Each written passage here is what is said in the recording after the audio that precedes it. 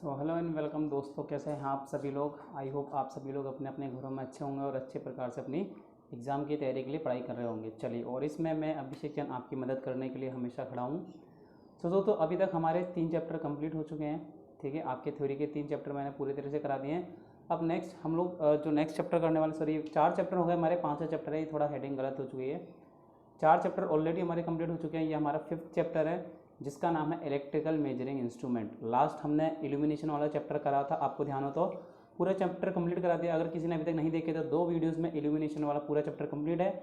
अगर आप लोगों को अच्छा लगे तो आप जाके जरूर देखिएगा। ठीक है, ऐसा कोई बाउंडेशन वाला सीन नहीं है हमारे चैनल पे, आपको जाना है, देखिए, आपको अच्छा लगता है तो ज़रूर देखिए। चलिए, अब देखते हैं इलेक्ट्रिकल मेजरिंग इंस्ट्रूमेंट क्या होते हैं, कैसे होते हैं। अच्छा, एक बात मैं बता दूं, जो मेरे पास पीडीएफ है उसमें ये चैप्टर काफ़ी बड़ा है, तो हो सकता है 2 या 2 से ज़्यादा क्लास, 3 क्लासेस भी इसकी हो सकती है। ठीक है, क्योंकि हम लोग अच्छे से एक्सप्लेन करते हुए चलेंगे जब तक, देखिए, क्योंकि ये ऑफलाइन क्लासेस है, मैं ले रहा हूँ, तो मुझे भी सेटिस्फेक्शन होना चाहिए कि आप लोगों को समझ आया, तो मैं उसी हिसाब से समझाऊंगा।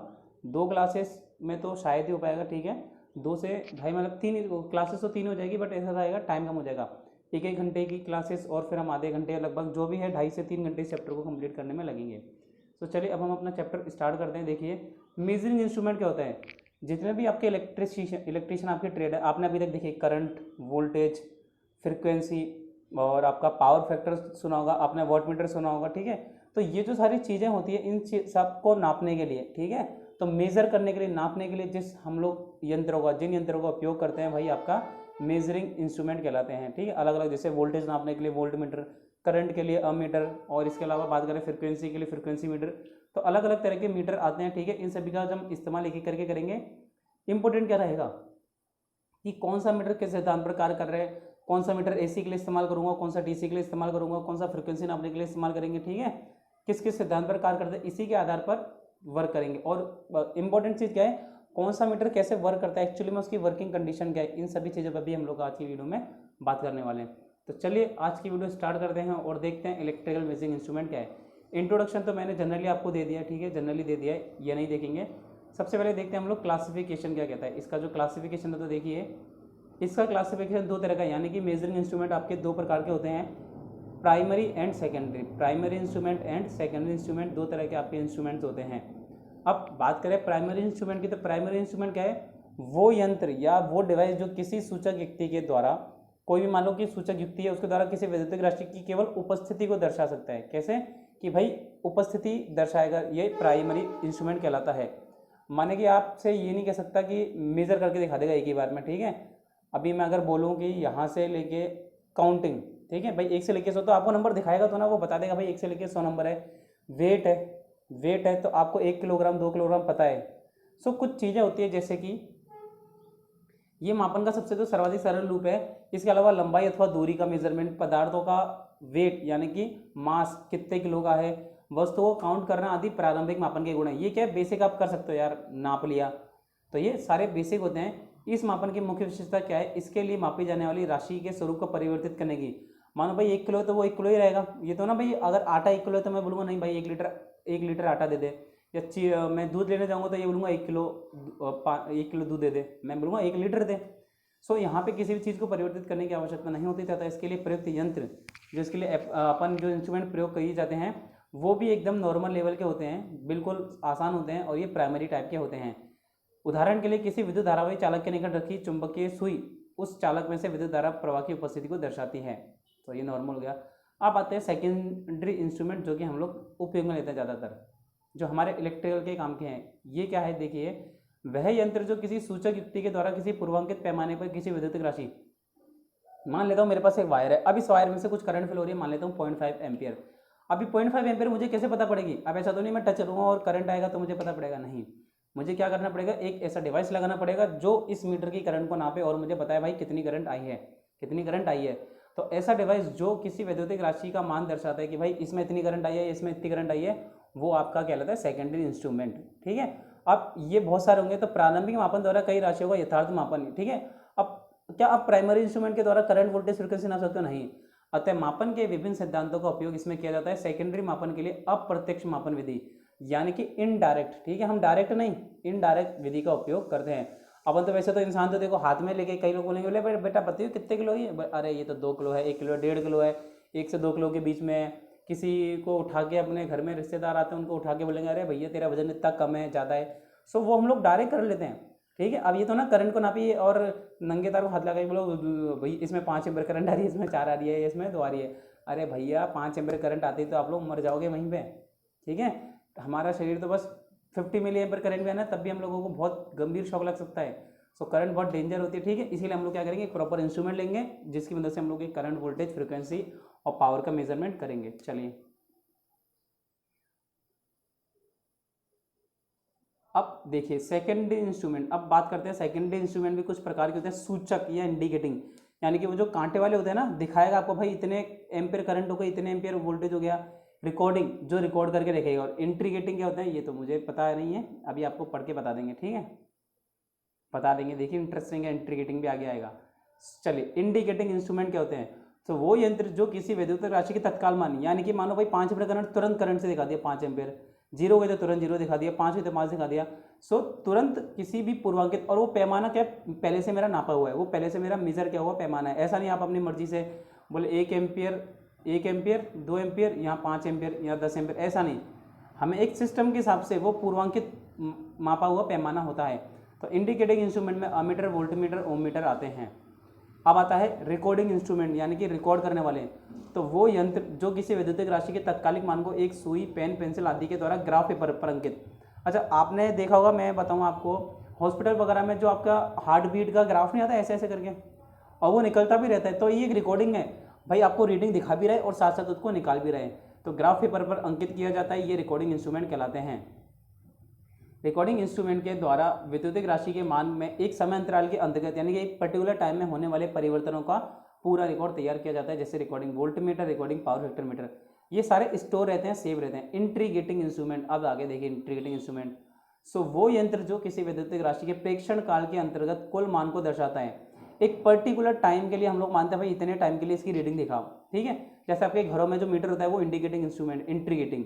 कैसे कि आप बोलो भाई मेरे अभी पिछले महीने की 15 तारीख को बिल लेके गया था और 15 तारीख से लेके अभी तक की रीडिंग दिखाओ। सो एक पर्टिकुलर टाइम में वो ऐड करता जाता है रीडिंग को। ऐसा नहीं कि आपके पर्टिकुलर इस टाइम पे आप क्या कंज्यूमशन कर रहे हो, वो पुरानी जितनी भी रीडिंग है उन सभी को ऐड करता हो जाता है। तो यही होते हैं आपके इंट्रीगेटिंग टाइप इंस्ट्रूमेंट। और इसमें आता है आपका किलो वाट घंटा मीटर, यानी कि आपका एनर्जी मीटर।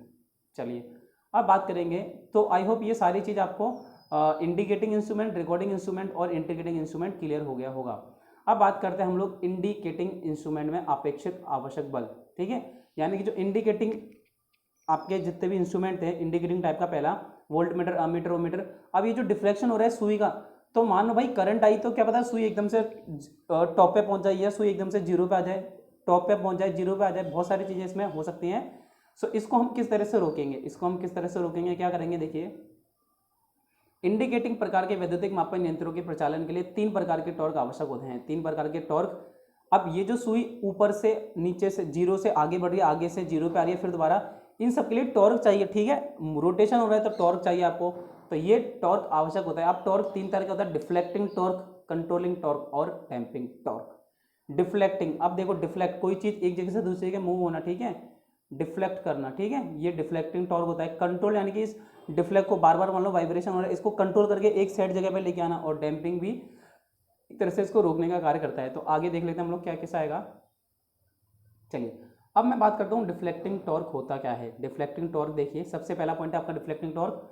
देखिए ये जो कुछ पॉइंट होता है ना, deflecting torque, controlling torque, damping torque, ये आपके दिमाग में नहीं आते, बट आप ध्यान से देखिए इसको, ध्यान से माइंड आपका सब तरह से डाइवर्ट करिए कि किसकी गर्लफ्रेंड कहाँ है, मेरी गर्लफ्रेंड कहाँ है और उसकी कहाँ है, सब साथ छोड़ के आप सिर्फ इसकी तरफ ध्यान देंगे कि किसी भी वैद्युतिक मापन यंत्र में उसके संकेत को, ठीक है, कि कोई भी वैद्युतिक, मान लो कोई भी आपका इंस्ट्रूमेंट है, अमीटर, वोल्टमीटर, उसके पॉइंटर को एक पूर्वांकित पैमाने पर चलाने वाला, ठीक है।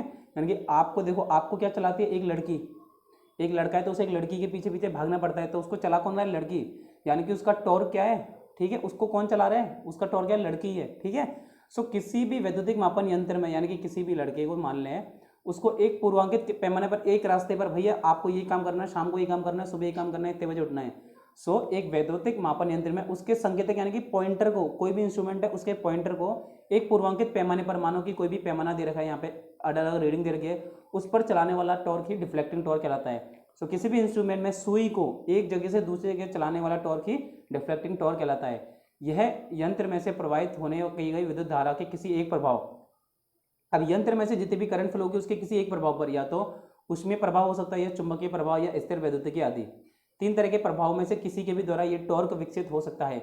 इसका परिमाण यानी कि कितनी क्वांटिटी का टॉर्क है यंत्र में से प्रवाहित की गई विद्युत धारा, यानी कि अब कितना टॉर्क पैदा होगा आपको पता है, torque is proportional to phi I, torque is proportional to phi I होता है, यानी कि ये करंट के मान पर निर्भर करता है। ये टॉर्क किसके मान पर निर्भर करता है, करंट के मान पर निर्भर करता है। भिन्न भिन्न प्रकार के यंत्रों में, यानी कि अलग अलग प्रकार के यंत्रों में डिफ्लेक्टिंग टॉर्क विकसित करने के लिए अलग अलग, यानी कि जो डिफ्लेक्टिंग टॉर्क आप डेवलप कर रहे हो इसके लिए अलग अलग तरह की डिवाइसेस, यानी कि अलग अलग तरह के मेथड प्रयोग किए जाते हैं। तो आप डिफ्लेक्टिंग टॉर्क से क्या समझेंगे, किसी भी इंस्ट्रूमेंट में पैमाना यानी कि सुई को आपकी जो सुई है, कांटा है, उसे एक स्केल पर घुमाने के लिए, चलाने के लिए जो टॉर्क इस्तेमाल होता है वही डिफ्लेक्टिंग टॉर्क है, और ये इसका मान करंट के मान पर निर्भर करता है। आपसे एग्जाम में पूछेगा बताइए डिफ्लेक्टिंग टॉर्क का मान किस पर निर्भर करता है, तो यंत्र में प्रवाहित की गई विद्युत धारा के मान पर निर्भर करता है। अब बात करते हैं कंट्रोलिंग टॉर्क। तो कंट्रोलिंग टॉर्क क्या करेगा, देखिए कंट्रोल करने वाला यानी कि डिफ्लेक्टिंग टॉर्क के कारण, डिफ्लेक्टिंग टॉर्क ने क्या करा, उस कांटे को घुमाया। अब डिफ्लेक्टिंग टॉर्क के कारण जो कांटा ये ऐसे ऐसे घूम रहा है जल्दी जल्दी, इसको कंट्रोल करने के लिए कंट्रोलिंग टॉर्क लगाते हैं। तो देखिए किसी वैद्युतिक यंत्र में विक्षेपण यानी कि डिफ्लेक्टिंग टॉर्क के कारण उत्पन्न होने वाले संकेतक यानी कि पॉइंटर के घुमाव की गति को कंट्रोल करने के लिए जो टॉर्क प्रयोग किया जाता है वही कंट्रोलिंग टॉर्क यानी कि नियंत्रण टॉर्क कहलाता है। आई होप आपको क्लियर हो गया होगा। यह टॉर्क यंत्र में 2 तरह का कार्य करता है। क्या कार्य करता है, एक तो यंत्र के संकेतक की गति को कंट्रोल करता है, यानी कि जो यंत्र के संकेतक की ऐसे ऐसे गति कर रहा है उसको कंट्रोल करेगा जिससे कि वो झटके के साथ गति ना करे, ठीक है, झटके के साथ गति ना करे। और दूसरा कि मानो यार इतनी जल्दी जल्दी एक बार यहाँ आप अपनी गर्दन को ऐसे ऐसे हिलाओ, आप अपनी गर्दन को ऐसे ऐसे हिलाओ, क्या होगा भाई, झटका लग जाएगा, दर्द हो जाएगा, बैंड आ जाएगा, तो टूट कर दूसरी ओर ना गिरे, तथा दूसरा यंत्र में प्रेक्षक लेने के बाद संकेतक को पैमाने की स्थिति शून्य पर वापस लाना, यानी कि भाई रीडिंग ले ली उसके बाद 0 पे भी तो आना है। तो ये सारा कंट्रोल क्या करता है, कंट्रोलिंग टॉर्क, ये सारा कंट्रोल करने का कार्य करता है कंट्रोलिंग टॉर्क। सो ये चीज़ ध्यान रखेंगे कंट्रोलिंग टॉर्क क्या होता है। चलिए अब बात करें कंट्रोलिंग टॉर्क की, तो कंट्रोलिंग टॉर्क भी हमारे सामने 3 तरह का है। कंट्रोलिंग टॉर्क भी 2 तरह का है, स्प्रिंग के द्वारा कंट्रोल या ग्रेविटेशनल। स्प्रिंग लगा के कंट्रोल करा या फिर मैंने ग्रेविटेशनल से कंट्रोल करा। सो अधिकांश मापक यंत्रों में 2 तरह से आपका कंट्रोलिंग टॉर्क प्रोड्यूस किया जाता है, स्प्रिंग और गुरुत्वीय कंट्रोल। चलिए अब हम देखेंगे, देखिए स्प्रिंग कंट्रोल, ये देखिए ये नीचे जो ज्वेल बेरिंग या फिर इसे पाइवेट भी कहते हैं, ठीक है। यहाँ देखिए ये जो डंडा है ना, ये आपका स्पिंडल यानी कि कांटा होता है, और ये आपकी स्केल है ही है। यहाँ शून्य समायोजक एक पेच लगा रहता है, जो कि आपने देखा होगा इंस्ट्रूमेंट के बाहर एक काले रंग का पेच होता है, ऐसे करके उसको आप पेचकस से कस के 0 पे लेके आ जाते हो, ठीक है, 0 पे ले। मगर मेन चीज़ जो मेन आइटम है अपना वो क्या है, स्प्रिंग। ये देखिए यहाँ पे स्प्रिंग लगा दी है, बाल कमानी, ठीक है, बाल कमानी लगा दी, जो कि इस कांटे को कंट्रोलिंग टॉर्क प्रोवाइड करने का कार्य करेगी। देखिए अब कैसे कैसे क्वेश्चन आएंगे इसमें से। स्प्रिंग इस प्रकार प्रणाली में यंत्र के घूमने वाला भाग, जो यंत्र का घूमने वाला भाग क्या है, स्पिंडल कांटा, इसके साथ 2 बाल कमानी, यानी कि आपने देखा ना यहाँ पर ऐसे करके 2 मैंने बाल कमानी लगाई। यदि 2 स्प्रिंग प्रयोग की जाती है तो स्पिंडल के घूमने से एक बाल कमानी कसती है।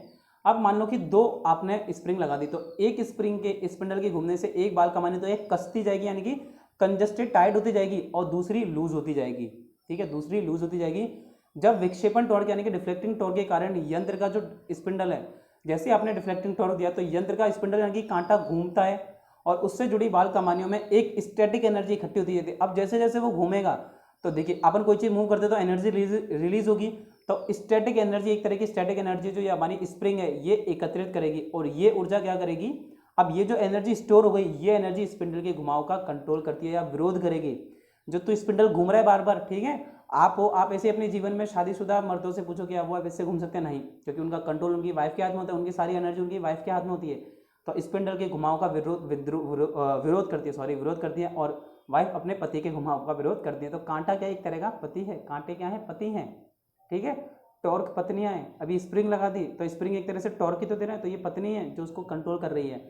फलस्वरूप संकेतक या पॉइंटर धीरे धीरे गति करता है, और इसके अतिरिक्त जब प्रेक्षक का कार्य समाप्त हो जाता है, सो क्या होगा, अब मेरा जो स्प्रिंग है वो कांटा धीरे धीरे गति करेगा, अभी भी गति तो कर ही रहा है। इसके अतिरिक्त जब भी मान लो कि मैं कोई भी इंस्ट्रूमेंट को चेक कर रहा हूँ, इसकी रीडिंग कितनी है, जैसे ही मेरा कार्य खत्म हो जाता है तो डिफ्लेक्टिंग टॉर्क शून्य हो जाता है। डिफ्लेक्टिंग टॉर्क तो जैसे शून्य हो गया, जैसे मैंने सप्लाई बंद करी, सो कंट्रोलिंग टॉर्क कंट्रोलिंग टॉर्क अब क्या करेगा इस कंडीशन में, डिफ्लेक्टिंग टॉर्क बंद हो गया तो वो जो मान लो 5 एम्पीयर पे था तो 5 एम्पीयर पे रुक जाएगा, मगर कंट्रोलिंग टॉर्क उसको वापस जीरो की स्थिति में लाता है। तो क्या काम है कंट्रोलिंग टॉर्क का, उसे वापस अपने पॉइंट पर लाना। तो एक बाल कमानी के साथ जीरो एडजस्टेड स्क्रू भी लगाया जाता है जिससे संकेतक को जीरो पाठ्यांक पर वापस लाया जा सके। ठीक है, क्योंकि बाल कमानी चुंबकीय क्षेत्र में, अब बाल जो कमानी है वो तो चुंबकीय क्षेत्र में जब जब सप्लाई आएगी तब तभी काम करेगा वो। तो कभी कभी होता है हम लोग जीरो एडजस्टेड स्विच पॉइंट की तरह का काम लेके उसे दोबारा अपने जीरो पॉइंट पे लाते हैं। सो ये अचुंबकीय पदार्थ से निर्मित होनी चाहिए। ठीक है, स्प्रिंग अचुंबकीय पदार्थ से निर्मित होनी चाहिए और इनका प्रयोग विद्युत धारा वाहक के रूप में भी किया जाना अपेक्षित हो, यानी कि हम इसे एक तरह से क्या है करंट कैरिंग कंडक्टर के रूप में भी काम में ले सके। तो ये निम्न स्पेसिफिक रेजिस्टेंस एवं उच्च ताप गुणांक वाले पदार्थ से निर्मित होनी चाहिए। तो आपसे देखो इतनी सारी रामायण आ गई ना, कुछ भी नहीं पूछेगा आपसे, सिंपल क्या पूछेगा बताइए, कंट्रोलिंग टॉर्क में प्रयुक्त की जाने वाली स्प्रिंग किस पदार्थ की होती है, तो फॉस्फर ब्रॉन्ज पदार्थ की होती है। किस पदार्थ की होती है, फॉस्फर ब्रॉन्ज। आपसे सिर्फ इतना क्वेश्चन आएगा तो ये चीज ध्यान रखें, फॉस्फर ब्रॉन्ज नामक मटेरियल से बनी होती है। अगली चीज क्या है, ये एक चुंबकीय पदार्थ अचुंबकीय पदार्थ होता है। ठीक है, इस जिसका की विशिष्ट प्रतिरोध निम्न होता है और उच्च तापमान गुणांक होता है। विशिष्ट प्रतिरोध निम्न, तापमान गुणांक उच्च क्योंकि एकदम बहुत पतला वायर होता है, जल ना जाए पिघल ना जाए, इसलिए इसका तापमान गुणांक तो उच्च रखा जाता है और निम्न विशिष्ट प्रतिरोध रखा जाता है। ये कुछ पॉइंट से 3 जो कि आपको स्प्रिंग कंट्रोल टॉर्क में ध्यान रखने हैं।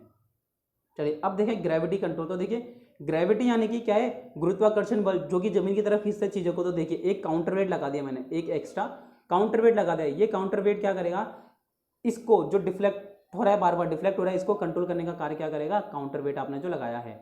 देखिए इस प्रणाली में यंत्र के स्पिंडल के साथ एक वजन, ये जो देखिए कांटा है ना स्पिंडल, इसके साथ एक वजन लटकाया जाता है जो कि डिफ्लेक्टिंग टॉर्क का मान शून्य होने पर, जैसे डिफ्लेक्टिंग टॉर्क का मान शून्य होगा संकेतक या पैमाने की शून्य स्थिति पर है, हमारा जो पॉइंट है वो दोबारा जीरो पर आ जाए। इस अवस्था में वजन, अब जो वेट होता है ठीक वर्टिकल, देखो अब ये वाला वेट तो ठीक वर्टिकल स्थिति में काम कर रहा है और एक बैलेंस लोड है जो कि इसको बार बार जीरो पे लेके भी आ जाएगा। जब डिफ्लेक्टिंग टॉर्क के कारण, अब जब डिफ्लेक्टिंग टॉर्क के कारण कांटा मेरा घूमेगा बार बार, तो वजन पर कार्यरत गुरुत्वीय बल उसे वर्टिकल स्थिति में लाने का प्रयास करेगा। अब देखो ये तो मूवमेंट करता रहेगा, आपका ये जो कांटा ये तो मूवमेंट करता रहेगा, मगर ये जो वेट है ये नीचे की तरफ कार्य करेगा, डाउनवर्ड दिशा में कार्य करेगा। तो ये कांटा इसे बार बार अपनी बैलेंस स्थिति में लाने का प्रयास करेगा। तो भाई जितनी करंट है वो एक जगह पे से फोर्स करके रोकने का प्रयास करेगी और ये टॉर्क भी रोकेगा। तो इस वजह से मेरी सुई एक जगह पे जो एग्जैक्ट वैल्यू वहां पे जाके रुक जाएगी, तो उसे वर्टिकल स्थिति में लाने का प्रयास करता है और इस प्रकार गुरुत्वीय बल कंट्रोलिंग टॉर्क का कार्य करता है। तो इस तरह से ग्रेविटेशनल फोर्स हमारे कंट्रोल टॉर्क का कार्य करता है। तो ये था आपका स्प्रिंग कंट्रोल और gravity control of controlling torque. So I hope आपको ये दोनों ही टॉपिक क्लियर हो गए होंगे। चलिए अब लास्ट देखिए, अब गुण और अवगुण क्या है। इस प्रणाली पर तापमान परिवर्तन का कोई प्रभाव नहीं पड़ता। ये प्रणाली स्प्रिंग कंट्रोल यानी कि ग्रेविटी कंट्रोल स्प्रिंग की तुलना में अपेक्षाकृत सस्ती पड़ती है। ये प्रणाली लंबे समय तक उपयोग करने के बाद भी सूक्ष्मता से कार्य करने योग्य बनी रहती है। और कुछ अगर लाभ है तो मतलब कि हानि भी होगी। प्रयोग के समय इसे वर्टिकल स्थिति में रखना आवश्यक है और इस प्रणाली पर आधारित पैमाना पूर्णतः अनुपातिक, यानी कि जो अनुपातिक नहीं होता। एक चीज ध्यान रखेंगे, स्प्रिंग कंट्रोल का जो पैमाना होता है वो अनुपातिक होता है भाई, यानी कि डिस्टेंस बराबर रहती है। जबकि जो आपका ग्रेविटी कंट्रोल है इसमें पैमाना ऐसा रहता है, मानो स्टार्टिंग में तो ऐसा है सकरा, फिर चौड़ा, फिर और चौड़ा, फिर मानो फिर और ज़्यादा। तो ऐसे बढ़ता हुआ प्रतीत होता है किसमें, आपके स्प्रिंग ग्रेविटी कंट्रोल में, और स्प्रिंग कंट्रोल में बराबर रहता है। ये चीज़ बहुत बहुत इंपॉर्टेंट है दोस्तों। ये दोनों पॉइंट जो मैंने अभी भी बताया आपको बहुत इंपॉर्टेंट है। अब आता है डैम्पिंग टॉर्क, यानी कि डैम्पिंग टॉर्क क्या होता है, तो किसी भी वैद्युतिक मापक यंत्र के संकेतक में उत्पन्न होने वाले कंपनों को, अब आपका कोई भी इंस्ट्रूमेंट है तो इसमें क्या हो रहे हैं, कंपन हो रहे हैं। ठीक है, आपने करंट दी, पॉइंटर आपका बार बार मूवमेंट हो रहा है। ठीक है, ये जो पॉइंटर है संकेतक में उत्पन्न होने वाले कंपनों को समाप्त करने के लिए, अब बार बार ये मूवमेंट हो रहा है, कंट्रोलिंग टॉर्क ने कंट्रोल करा, लेकिन इसे समाप्त करने के लिए डैम्पिंग, ठीक है, आप सुनते अवमंदन करना, किसी को डैम्प कर देना, ठीक है, किसी को रोक देना होता है, डैम्पिंग टॉर्क कहलाता है।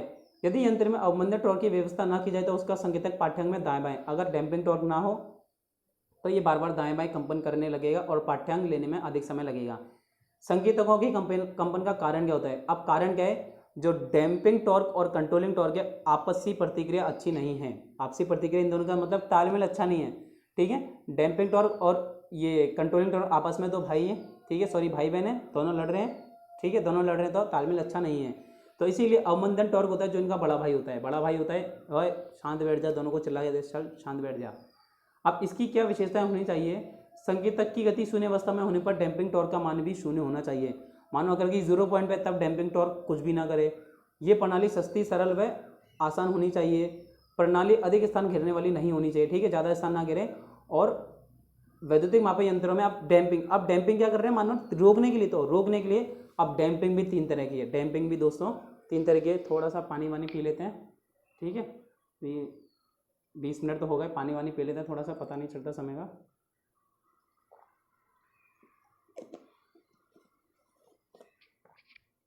चलिए, गर्मी काफ़ी रहती है और पानी पीना समय समय पर बहुत ज़्यादा जरूरी है।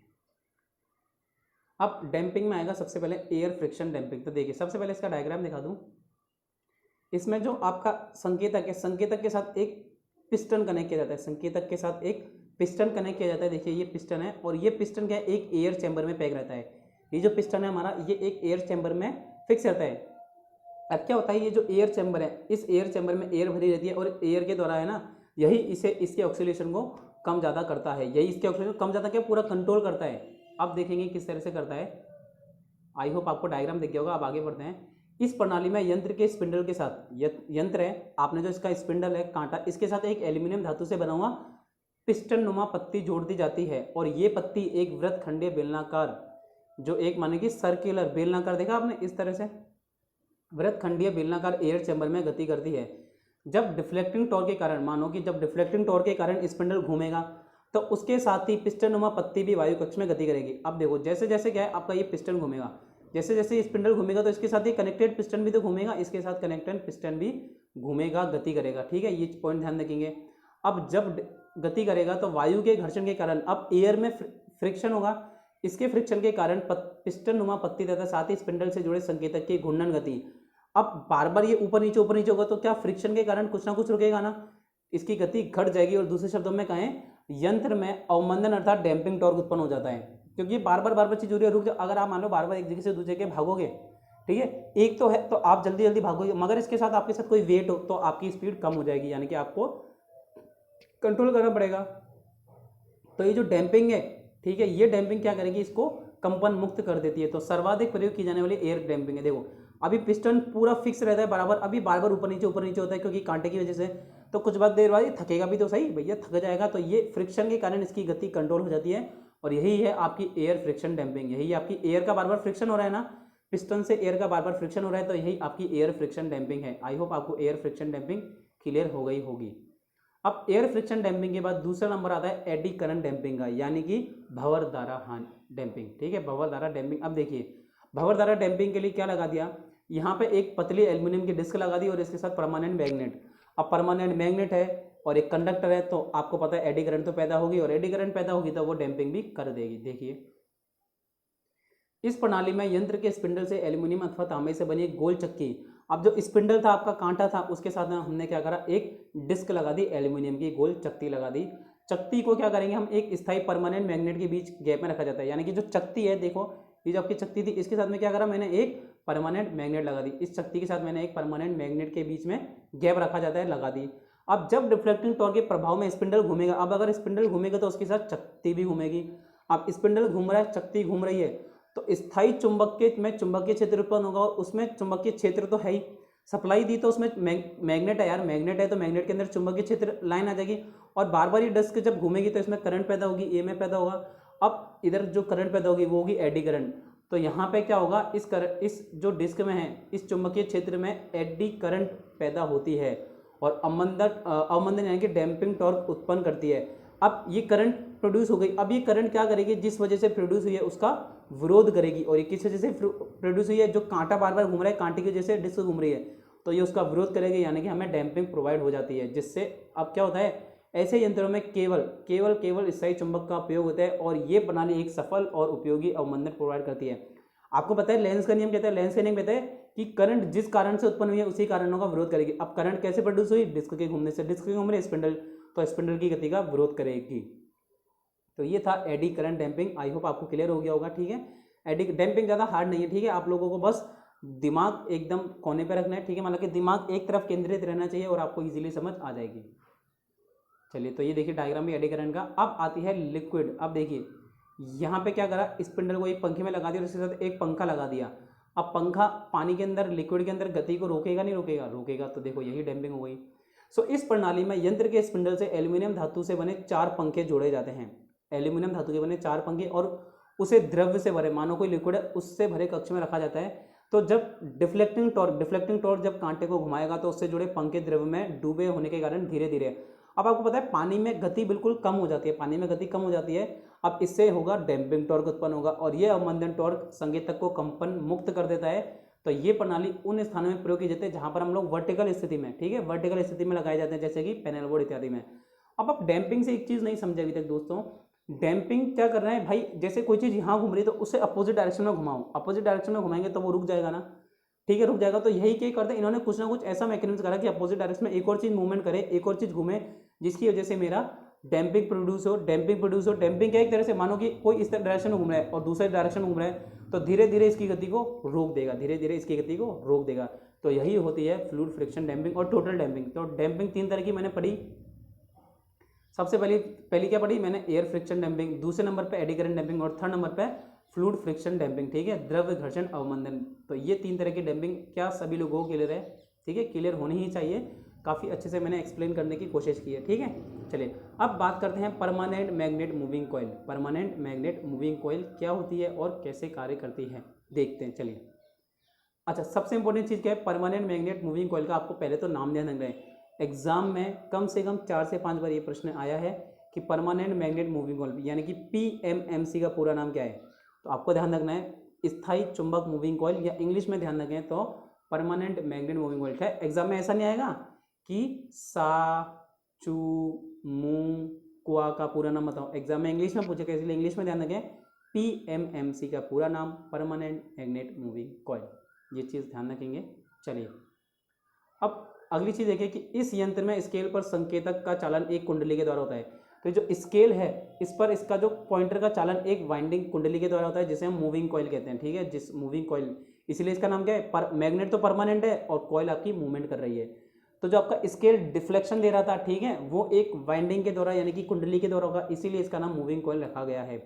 डीसी सप्लाई में, जब हम डीसी सप्लाई में वोल्टेज व करंट को मापने के लिए मूविंग कॉइल यंत्रों का सर्वाधिक उपयोग होता है। और ये यंत्र केवल, तो आपसे सिंपल सा पूछेगा, बताइए केवल डीसी पर कार्य करने वाले यंत्र परमानेंट मैग्नेट मूविंग कॉइल यानी कि PMMC, MI और डायनामोमीटर टाइप, तो आप क्या टिक करेंगे, PMMC। इसीलिए, ठीक है, क्योंकि ये सिर्फ डीसी पर कार्य करे और परमानेंट मैग्नेट चुंबक का प्रयोग किया जा रहा है, इसीलिए इसे स्थायी चुंबक मूविंग कॉइल या फिर PMMC कहा जाता है। तो क्या चीज़ ध्यान रखेंगे, परमानेंट मैग्नेट मूविंग कॉइल में जो कांटा होता है वो मूविंग कॉइल से कनेक्ट रहता है। दूसरी बात, ये केवल डीसी पर कार्य करते हैं, ये केवल डीसी पर कार्य करते हैं। और तीसरा, PMMC का पूरा नाम आपको ध्यान रखना है। देखिए अब होता क्या है, ये 2 परमानेंट मैग्नेट है और इनके बीच में आपने क्या है, कंडक्टर लगा दिया, कंडक्टर के साथ आपने कांटा जोड़ दिया, तो फ्लक्स लाइन होगी, कंडक्टर जैसी सप्लाई देंगे हम लोग, घूमेगा, कंडक्टर घूमेगा तो आपका कांटा भी घूमेगा। चलिए इसकी वर्किंग प्रिंसिपल क्या है ये आपको दिखा देते हैं।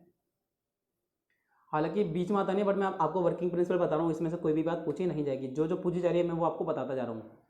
यदि चुंबकीय क्षेत्र में माउंटेड कुंडली में, अब जो मैग्नेटिक फील्ड है जहाँ वहाँ पर जो कुंडली है यानी कि वाइंडिंग है, इसमें करंट फ्लो की जाए तो इसमें एक फोर्स विकसित होगा, और यही फोर्स, ये फोर्स उस वाइंडिंग को स्थिर चुंबकीय क्षेत्र तथा कुंडली द्वारा जनित, यानी कि जो स्थिर चुंबकीय क्षेत्र है और वाइंडिंग के द्वारा जो चुंबकीय क्षेत्र की परिणामी दिशा में घुमा देगा, ठीक है। ये क्या करेगा, ये बलयुम उस वाइंडिंग को पहले तो ये जो वाइंडिंग थी आपकी स्थिर चुंबकीय क्षेत्र और एक वाइंडिंग का भी चुंबकीय क्षेत्र होगा, इस दिशा में घुमा देगा और जिससे ये डीसी मोटर के सिद्धांत पर कार्य करेगी। अब आप समझ गए ना, 2 परमानेंट मैग्नेट यहाँ पे रखी हुई है, चुंबकीय क्षेत्र पहले से स्थायी है और यहाँ पे कंडक्टर में भी आपने सप्लाई दे दी तो ये भी घूमेगा, तो यहाँ पे एक EMF पैदा होगा जो कि बैक EMF होगा, यानी कि मैं इससे क्या कह सकता हूँ कि ये डीसी मोटर के सिद्धांत पर। तो आपसे पूछ ले, बताइए परमानेंट मैग्नेट यानी कि PMMC डिवाइस इंस्ट्रूमेंट किस सिद्धांत पर कार्य करता है, DC generator, DC motor, alternator या सिंक्रोनस मोटर। तो आप लोगों को क्या टिक करना है, डीसी मोटर के सिद्धांत पर कार्य करते हैं। ये बहुत इंपोर्टेंट लाइन बता रहा हूँ, सिर्फ यही पूछेगा, बाकी बातें नहीं पूछेगा।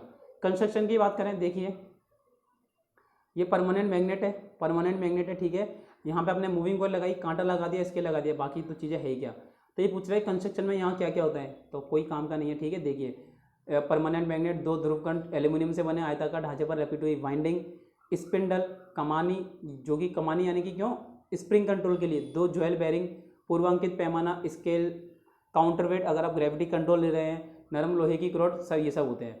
दूसरी बात, दो ज्वेल बेरिंग इस प्रकार लगाए जाते हैं कि वे सरलता से 150 डिग्री तक घूम सकें। ध्यान रखेंगे 150 डिग्री तक घूम सकें, सिर्फ कंस्ट्रक्शन में अपने को यही चीज़ देखनी है। अच्छा, एक चीज़ और, इसका डायग्राम आपको ध्यान रखना है, विशेष चीज़ ध्यान रखेंगे, इनके जो डायग्राम है, सॉरी कहाँ चले गए हम लोग, ज़्यादा आगे आ गए क्या, इनके जो डायग्राम है ना, ये आपको ध्यान रखना है। आपसे पूछ सकता है बताइए ये कौन सा इंस्ट्रूमेंट है, तो आपको डायग्राम देख के बताना है कि ये PMMC इंस्ट्रूमेंट है। अब मेन आती है वर्किंग, तो वर्किंग ज़्यादा खास नहीं है, ठीक है। अगर मेरे पढ़ाए हुए स्टूडेंट हैं तो आप वर्किंग आसानी से बता, हालांकि आपके DC मोटर नहीं है, DC मोटर मैंने सेकेंड ईयर के बच्चों को पढ़ाया है, अगर वो यहाँ क्लास में होते तो वो इस चैप्टर को आसानी से पढ़ सकते थे और कर सकते थे। देखिए अब वर्किंग मेथड क्या है, परमानेंट मैग्नेट है, ठीक है, इनकी सहायता से एक बेलनाकार चुंबकीय क्षेत्र स्थापित करेंगे। देखिए मैं ये आपको यहाँ बता देता हूँ, ठीक है। अब दो परमानेंट मैग्नेट के बीच चुंबकीय क्षेत्र होगा तो चुंबकीय क्षेत्र स्थापित हो गया। चुंबकीय क्षेत्र को एक समान बनाने के लिए कुंडली के मध्य में एक बेलनाकार नरम लोहे की रॉड इस प्रकार स्थापित की जाती है। अब इसे बेलनाकार बनाने के लिए इसमें एक नरम लोहे की कोर, ठीक है, एक नरम लोहे की कोर इस प्रकार स्थापित की जाती है कि कुंडली जो वाइंडिंग आपने लगाई है ये चुंबकीय क्षेत्र में लगभग 180 डिग्री तक पूरा रोटेट कर सके, ठीक है। इस तरह से मैंने कॉइल को लगा दिया, बहुत बढ़िया बात है। अब जब बाल कमानी यानी जो स्प्रिंग के द्वारा कॉइल में विद्युत धारा प्रवाहित की जाएगी तो चुंबक का स्वयं का चुंबकीय क्षेत्र स्थापित होता है, बिल्कुल है, और एक ही स्थान पर। अब इसका तो एक स्वयं का चुंबकीय क्षेत्र है, अब ये जो वाइंडिंग में मैंने करंट दी इसका भी एक चुंबकीय क्षेत्र उत्पन्न होगा। तो इन दोनों चुंबकीय क्षेत्र की क्रियाओं के फलस्वरूप कुंडली आपकी जो वाइंडिंग है, ठीक है, वो घूम जाएगी और वाइंडिंग घुमाव की वजह से वाइंडिंग घुमाव, अच्छा अब ये जो करंट घूम रही है किस पर निर्भर करेगी, वाइंडिंग घूम रही है ये डायरेक्ट करंट पर निर्भर करती है, ये डायरेक्ट करंट पर निर्भर करती है। अर्थात कम विद्युत धारा प्रवाहित करेंगे तो ये कम डिफ्लेक्शन देगा और ज़्यादा विद्युत धारा प्रवाहित करेंगे तो ज़्यादा डिफ्लेक्शन देगा। चलिए, तो यानी कि संकेतक घुमाव को एक पूर्वांकित पैमाने पर एम्पीयर या मिली एम्पीयर के रूप में व्यक्त। अब कांटा जितना ज़्यादा करंट दोगे उतना ज़्यादा घूमेगा आगे की तरफ। मानो कि भाई ये देखिए यहाँ 1 एम्पीयर, यहाँ 10 एम्पीयर, 20 एम्पीयर, 100 एम्पीयर दे गए। अब अगर कम करंट दोगे तो कांटा कम घूमेगा, यहीं तक घूमेगा। ज़्यादा करंट दी 100 एम्पीयर तभी तो कांटा आगे तक घूमेगा और आपको 100 मिली एम्पीयर या 100 एम्पीयर जितना भी है उसका डिफ्लेक्शन देगा। तो ये चीज़ आप लोगों को समझ आनी चाहिए। डायग्राम में आपको पहले ही बता चुका हूँ, ठीक है, डायग्राम में कोई प्रॉब्लम नहीं होनी चाहिए। ये देखिए ये होती है आपकी सॉफ्ट आयरन कोर जिस पर आपकी वाइंडिंग्स लपेटी जाती है। सो चलिए, यंत्र में प्रयोग की गई दो बाल कमानियां आवश्यक नियंत्रण टॉर्क उत्पन्न करती है। अब जो बाल कमानियां क्या है, स्प्रिंग कंट्रोल टॉर्क प्रोड्यूस कर रही हैं और कुंडली का एल्यूमिनियम ढांचा आवश्यक। अब जो वाइंडिंग के साथ आपने एक एल्यूमिनियम का ढांचा लगाया, ये क्या दे रहा है, एयर फ्रिक्शन डैम्पिंग। क्या दे रहा है, एयर फ्रिक्शन डैम्पिंग दे रहा है आपको। इस प्रकार क्या करेंगे, यंत्र में सॉरी जो एल्यूमिनियम की चक्की लगाई है इसमें एयर फ्रिक्शन डैम्पिंग नहीं, यहाँ पे एडी करंट डैम्पिंग प्रोड्यूस होती है। एडी करंट डैम्पिंग प्रणाली का प्रयोग किया जाता है। तो आपसे एग्जाम में ये भी पूछ लेगा, बताइए PMMC इंस्ट्रूमेंट में किस प्रकार की डैम्पिंग प्रणाली का इस्तेमाल करते हैं, एयर फ्रिक्शन, फ्लूइड फ्रिक्शन या एडी करंट। तो आप क्या टिक करेंगे, एडी करंट। दूसरा प्रश्न क्या पूछेगा, बताइए PMMC इंस्ट्रूमेंट में कौन सा कंट्रोल डैम्पिंग कंट्रोल प्रोवाइड करते हैं हम लोग, स्प्रिंग कंट्रोल या ग्रेविटी कंट्रोल। आप क्या टिक करेंगे, स्प्रिंग कंट्रोल। सो ये कुछ बातें हैं जो कि हमें विशेष ध्यान देनी है और यही एग्जाम में आएंगे। गुण की बात करें तो यहाँ पर एक सुग्राही यंत्र है, बहुत एक्यूरेसी इसकी बहुत अच्छी है। इस यंत्र का आंतरिक रजिस्टेंस यानी कि इंटरनल रजिस्टेंस बहुत कम होता है, जिससे पावर लॉस बहुत कम होते हैं और इस यंत्र की एफिशिएंसी भी बढ़ जाएगी। पावर लॉस कम है तो एफिशिएंसी बढ़ गई। इस यंत्र का पैमाना अनुपातिक यानी कि देखिए एक बराबर पैमाना इसका होता है, देखिए ना, एक बराबर पैमाना है इसका। और इसकी माप सीमा इसकी कितनी भी हम बढ़ा सकते हैं। डीमेरिट क्या है, इसका प्रयोग AC के लिए नहीं किया जाता, सिर्फ DC के लिए किया जाता है। और इस यंत्र का उपयोग अधिक मान की विद्युत धारा मापने के लिए नहीं, यानी कि ये सिर्फ मिली एम्पियर्स, ठीक है, या small amount of ampere current को मापने के लिए प्रयोग किया जाता है। ये चीज़ ध्यान रखेंगे। तो PMMC इंस्ट्रूमेंट ये होता है। सो आई होप आप लोगों को PMMC इंस्ट्रूमेंट के बारे में ये पॉइंट्स क्लियर हो गए होंगे। PMMC इंस्ट्रूमेंट के बारे में ये पॉइंट्स आप लोगों को क्लियर हो जाने चाहिए। चलिए, अब हम लोग देखेंगे मूविंग आयरन इंस्ट्रूमेंट। चलिए, अब हम लोग बात करेंगे मूविंग आयरन इंस्ट्रूमेंट, ठीक है। और मूविंग आयरन इंस्ट्रूमेंट को इंग्लिश में, हिंदी में, दोनों में मूविंग आयरन ही कहेंगे, ठीक है। और ज़्यादा हिंदी किसी को समझनी तो घूमती हुई चुंबक, ठीक है, घूमता हुआ आयरन का पीस यानी कि लोहे का टुकड़ा, ऐसा भी कह सकते हैं आप लोग। चलिए, सबसे इंपॉर्टेंट कुछ बात है जो कि यहाँ पे हमें ध्यान देने वाली बात है कि मूविंग आयरन इंस्ट्रूमेंट में एक विद्युत चुंबक, ठीक है, यानी कि इलेक्ट्रिक मैग्नेट का प्रयोग किया जाता है, जो कि केवल विद्युत धारा प्रवाहित होने की अवस्था में चुंबकीय क्षेत्र, यानी कि अब देखो इलेक्ट्रिक मैग्नेट क्या होता है कि जब तक आप लोग इसमें करंट नहीं दोगे तब तक चुंबकीय क्षेत्र उत्पन्न नहीं होगा।